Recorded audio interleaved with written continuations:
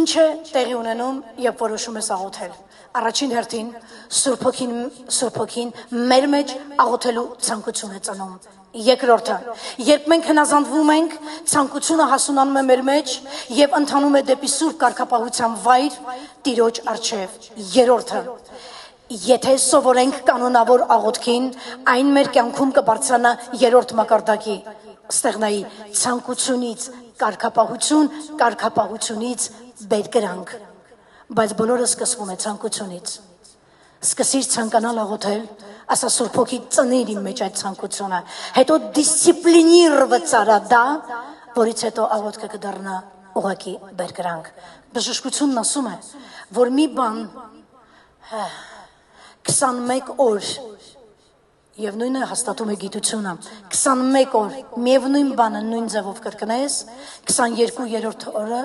ավտոմատ այդ բանը կրկնելու ես։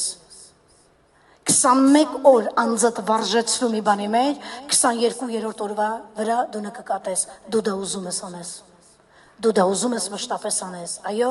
այսօրվանից սկսած, սկսիր աղոթքը դարձնել դեռ ցանկություն, ցանկանում եմ աղոթել, Տեր ծնիր իմ մեջ այդ ցանկությունը, Տեր օգնիր ինձ Տեր, ես չեմ ուզում ուրիշ աղոթի, 1, 2, 3 ավել չեն աղոթելու, աղոթիր ինքդ, մարդը պիտի ինքը աղոթի,